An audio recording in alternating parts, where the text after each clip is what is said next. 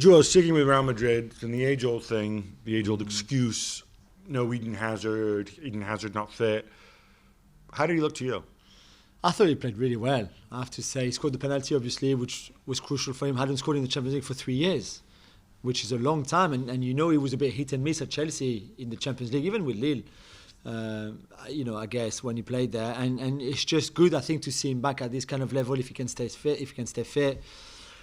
Even though his relationship with Mariano Diaz wasn't too bad, not as good as with Benzema, and obviously we're talking about Mariano there. But overall, I thought they needed him. Sorry, can I still check out my Mariano stat? What is it? Mariano played, I think, 86 minutes or whatever it was. Oh, yeah. At the weekend, which is more minutes than he's played in like the last 10 months for Real Madrid. Even though I think he scored 7 goals last season. Like Mariano's goals to minutes. In fact, it was brilliant.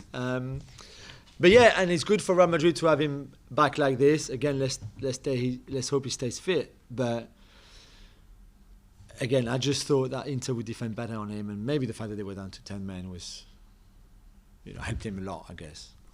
The thing about Hazard, it's funny. I was thinking about this. You go back 4 years, 3 years, Pochettino in his pomp, Hazard in his pomp.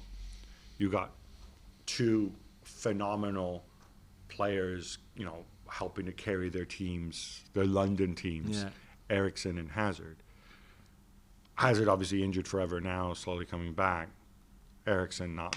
Do you really understand that it would be soon a year since he joined? They spend a lot of money, for someone who was six months away from free agency. His contract. Like it's hard to understand, right? And if you were here, if you were in his boots, you were like, what happened there? What went wrong? I don't think there's any excuses here. I know that some people love peddling the line that, but Conte didn't want Eriksen. He wanted, I don't care what Conte wanted. Conte signed off on Eriksen. Yeah. There's nobody in the world who will persuade me that, as horrendously run as Inter have been historically, and this really is one of the worst basket cases of a club, I am 100% certain that they would not have signed Eriksen without Conte saying, this is what we need. And this is what they needed. They needed that creativity. They needed that match winner. So then does it mean that Conte didn't realize, what Eriksen's strengths are? I think Eriksen's been dealt a raw deal from day one.